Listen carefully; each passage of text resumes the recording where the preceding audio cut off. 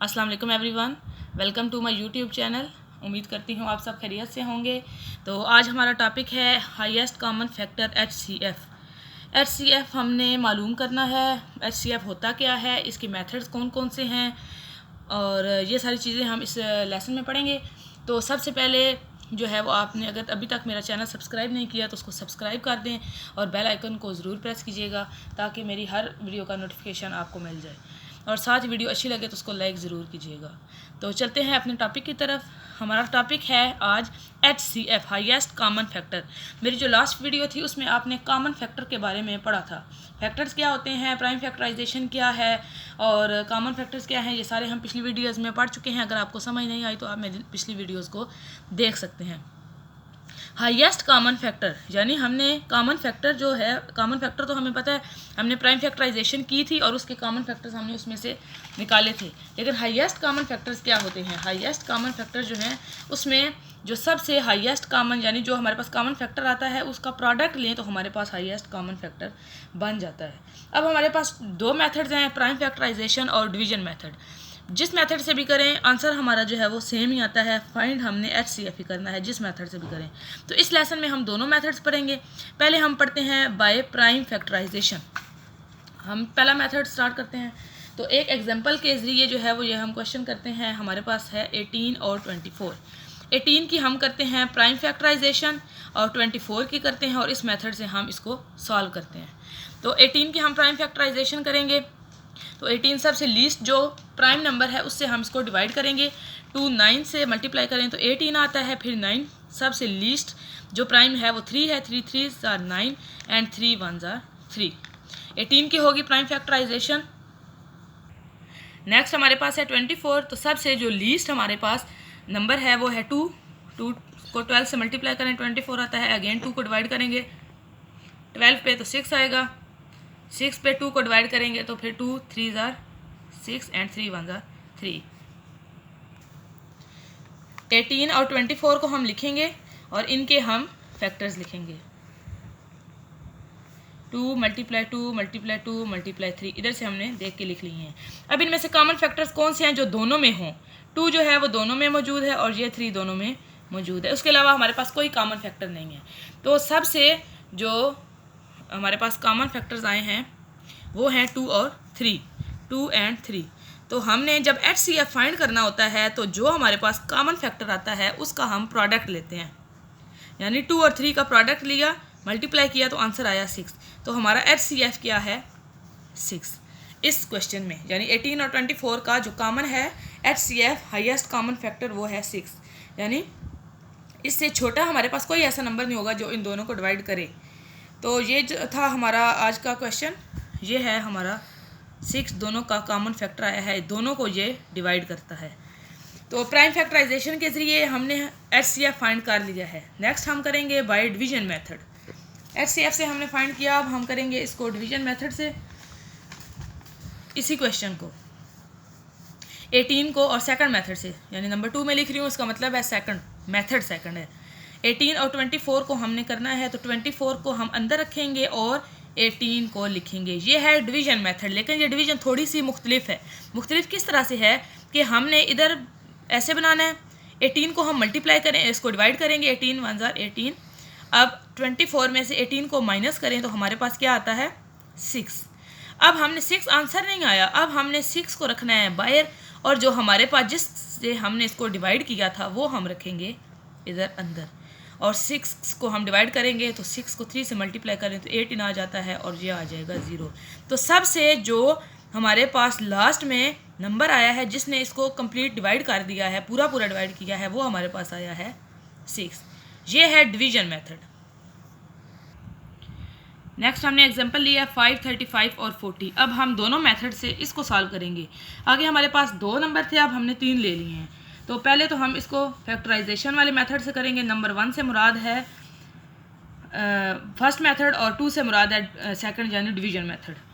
तो 5 खुद ही एक प्राइम नंबर है तो 5 1s are 5। 35 को हमने करना है और फिर हमने 40 को करना है। 35 तो 5 7s are 35, 7 जो है वो खुद प्राइम नंबर है, 7 1 ज़ार 7। 40 पे हम डिवाइड करेंगे तो सबसे जो छोटा हमारे पास है नंबर, प्राइम नंबर, वो 2 है। 2 को 20 से मल्टीप्लाई करें 40 आता है। अगेन 20 पे 2 को डिवाइड करेंगे 10 आएगा, फिर 2 को डिवाइड करेंगे 5 आएगा, और 5 खुद प्राइम नंबर है, 5 1 ज़ार 5। अब हमने इन तीनों के लिख लिए हैं, लिखेंगे फैक्टर्स। इसका है सिर्फ 5, इसका है 5 मल्टीप्लाई 7, इसका है, मैं उल्टा इसलिए लिख रही हूँ क्योंकि 5 कॉमन है। आप इस जैसे मर्जी तरीके से लिखें, ऊपर से लिखें नीचे से लिखें, सेम ही है। तो इसमें जो हमारे पास कॉमन फैक्टर है वो है 5, और कोई कॉमन फैक्टर नहीं है इसलिए हम कोई प्रोडक्ट नहीं लेंगे। तो हमारे पास जो HCF है यानी कॉमन हाईएस्ट कॉमन फैक्टर है वो है 5। अगर इधर 2 होता, हम 2 कॉमन लेते तो 5 को 2 से मल्टीप्लाई किए 10 आ जाता, लेकिन अभी सिर्फ यही है। तो अब हम सेकंड मेथड करेंगे।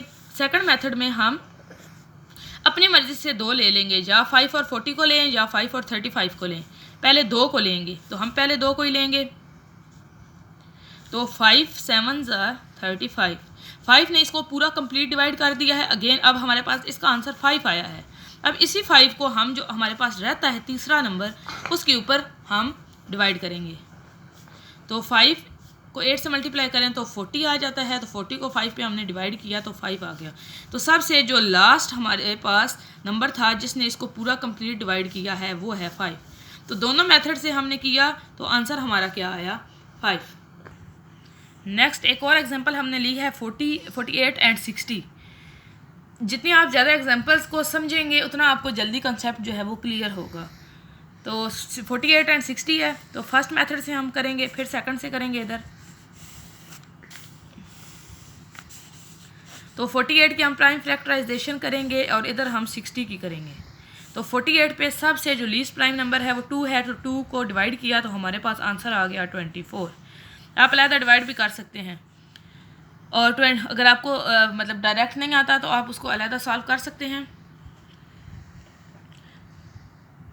तो अब 48 पे हमने डिवाइड किया 24 आया। 24 पे हम डिवाइड करेंगे फिर अगेन 2 को, तो 12 आंसर आ जाएगा। 12 पे 2 को डिवाइड करेंगे 6 आएगा। 6 पे करेंगे तो इधर 3 एंड 3 1 ज़ार 3। अगेन 60 पे सबसे छोटा 2 है, तो 2 को डिवाइड किया 30 आया। फिर 2 को किया तो 15 आ गया। 15 पे अब हमने 3 को करेंगे क्योंकि 2 का टेबल नहीं जाता, तो 3 5 ज़ार 15 एंड अगेन 5 1 ज़ार 5। तो अब हम दोनों के लिखेंगे फैक्टर्स, प्राइम फैक्टर्स भी आप कह सकते हैं। तो 2 multiply 2 multiply 2 multiply 2 multiply 3 and 2 multiply 2 multiply 3 multiply 5। तो इनमें से कॉमन, इसमें से ये 2 है, ये 2 कॉमन है, 3 है। एक को दूसरे के साथ मिलाना है तो उसको एक ही दफ़ा कॉमन लेना है, आप अगेन उसको कॉमन नहीं ले सकते। कुछ बच्चे ये भी गलती करते हैं कि अगर इधर 2 है तो इसको इस 2 के साथ अगेन कॉमन ले लिया, इस 2 को अगेन कॉमन ले लिया। नहीं, एक को एक ही दफ़ा कॉमन लेना है, उसको हम दोबारा नहीं ले सकते। तो HCF का हमारे पास क्या फार्मूला होता है, यानी आप इसको लिख सकते हैं product of all common factors. तो प्रोडक्ट क्या है, 2 मल्टीप्लाई 2 मल्टीप्लाई 3। 2 को 2 से मल्टीप्लाई किया 4 4 3 ज़ार 12। तो ये हमारा क्या आ गया, HCF। अब नेक्स्ट जो मेथड है वो हम करेंगे डिवीजन मेथड। तो 48 और 60 है, छोटे को हम बाय रखेंगे और बड़े को हम रखेंगे अंदर।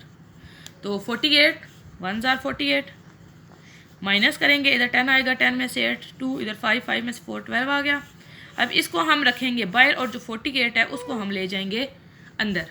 अब 12 का टेबल पढ़ेंगे तो 12 4 ज़ार 48।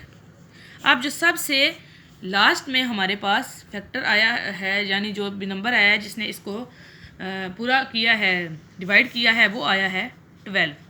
तो देखें आप, पिछले में भी उसका आंसर 12 आया था और इसमें भी इसका आया है 12। यानी आप जिस मर्जी मेथड से HCF फाइंड करें आंसर सेम आता है। तो दोनों मेथड इजी हैं, इतना मुश्किल नहीं है। प्राइम फैक्टराइजेशन जो है वो भी इजी है और ये वाला भी इजी है। अगर आप इजी तरीके से करें, अगर आप ज़्यादा लेंथी कर सकते हैं तो ये जो प्राइम फैक्टराइजेशन वाला है ये इजी है। लेकिन अगर आपको टेबल और डिवीज़न सही तरीके से आती है तो फिर मेरे ख्याल में ये जो डिवीज़न वाला मेथड है ये इजी है, और एक तो ये छोटा है, इससे जल्दी जो है वो क्वेश्चन सॉल्व हो जाता है। अब ये लास्ट पेज पे देखें तो मैंने एक की फैक्ट लिखा है। ये मैंने लिख इसलिए लिया था ताकि मुझे दोबारा लिखना ना पड़े। तो इस की फैक्ट में लिखा हुआ है द HCF ऑफ 2 और more than 2 numbers which have no common prime factor is always 1। अब कुछ बच्चों के माइंड में ये क्वेश्चन आया होगा, या अभी तक नहीं आया तो आइंदा आ सकता है ये क्वेश्चन, कि अगर हमारे पास कोई कॉमन 2 नंबर्स दिए हुए हैं, 3 दिए हैं, 4 दिए हैं, उनके हमने कॉमन फैक्टर फाइंड करने हैं। अगर हमारे पास कोई कॉमन फैक्टर हो ही ना, यानी हमें कोई मिले ही ना कॉमन फैक्टर उनमें से, तो फिर क्या होगा, फिर उसका HCF क्या होगा। तो ये वही लिखा हुआ है कि 2 नंबर या 2 से ज़्यादा का अगर आपने HCF फाइंड करना है और अगर उनका कोई कॉमन प्राइम फैक्टर ना हो तो उसका आंसर होता है 1। आप ये नहीं कह सकते कि इसका कॉमन फैक्टर ही नहीं होगा, उसका फैक्टर होगा 1, क्योंकि 1 जो है वो तो 1 जो है वो तो सब पे है जाता है, तो इसलिए जो है वो आंसर क्या आता है 1। तो ये था हमारा आज का टॉपिक। इसके अलावा अगर आपके माइंड में कोई क्वेश्चन है तो आप पूछ सकते हैं मेरे से। तो हमारा टॉपिक था हाईएस्ट कॉमन फैक्टर, इसकी 2 मेथड्स थे, प्राइम फैक्टराइजेशन और डिवीजन मेथड। तो दोनों तरीके से मैंने आपको 3 एग्जांपल्स भी करवाई हैं। जितने 2 से ज़्यादा 3, 4 जितने भी नंबर्स आए उनको आपने कैसे सॉल्व करना है वो आप कर सकते हैं। मज़ीद अगर आपको कोई समझ नहीं आती तो आप कमेंट कर सकते हैं, आप जो है वो पूछ सकते हैं। और अगर आप चाहते हैं कि इस टॉपिक पे मैं कोई और वीडियो बनाऊं या आपको दोबारा समझाऊं तो वो भी दोबारा मैं समझा दूंगी। और पीछे जो हमारे पास ये प्राइम फैक्टराइजेशन है और फैक्टर्स है, इनकी वीडियोस आप लास्ट में जो मैंने जो अपलोड की हैं उनको आप देख लें, क्योंकि मैंने शुरू किया है मैथ का कोर्स स्टार्ट किया है, क्योंकि बड़ी क्लासेस में 7th में 8th में 9th 10th में 1st ईयर 2nd ईयर में उधर जो है वो इतनी छोटी बातें नहीं बताई जाती। इसलिए मैंने यूट्यूब पे सबसे जो मेन बातें हैं, जो बेसिक कंसेप्ट्स हैं वो बताने शुरू किए हैं। तो इसलिए बताने शुरू किए हैं क्योंकि मैथ जो है वो बेसिकली कंसेप्चुअल है, सब्जेक्ट है, और ये जो है वो समझ के करने वाला है, इसमें कोई रट्टे की बात नहीं है। और मैं कहती हूँ कि मैथ से इजी इस दुनिया में कोई और सब्जेक्ट नहीं है। ये मैं इसलिए नहीं कह रही कि मेरा फेवरेट सब्जेक्ट है या मैं मैथ की मास्टर हूँ, तो इसलिए मैं बात कर रही हूँ क्योंकि मैथ जो ऐसा सब्जेक्ट है कि अगर इसको एक बार समझ आ जाए तो दोबारा आपको मेरे ख्याल में रट्टा लगाने की या कोई और याद करने की ज़रूरत नहीं पड़ती एज़ कम्पेयर टू दूसरे सब्जेक्ट्स के। तो बेसिक्स आप अपने बेहतर कर लें। जब आपको बेसिक चीज़ें सारी आ जाएंगी तो फिर आप नेक्स्ट लेवल में जाके इजीली अपने सारे जो हैं वो क्वेश्चंस कर सकते हैं। तो बेसिस शुरू से आप जो है वो मेरे चैनल को सब्सक्राइब करें, मेरी सारी वीडियोस को देखें। मैं इंशाल्लाह हर टॉपिक पे, अभी मैंने 5th से स्टार्ट किया है तो इंशाल्लाह हर टॉपिक पे वीडियो बनाऊंगी। और अगर अभी से कुछ आता है कि नेक्स्ट किसी टॉपिक पे वीडियो आए, कोई अपनी मर्ज़ी का टॉपिक किसी को समझ नहीं आ रही तो उस पर मैं अलग वीडियो अभी से अपलोड कर दूँगी। तो मेरी कोशिश पूरी होगी कि आपको मेरी सारी वीडियोस की समझ आए। फिर भी अगर आपको कोई मसला है तो आप मुझे कमेंट कर सकते हैं। तो अभी तक इतना ही। तो नेक्स्ट अगली वीडियो में मुलाकात होगी। Thanks for watching. अल्लाह हाफिज़।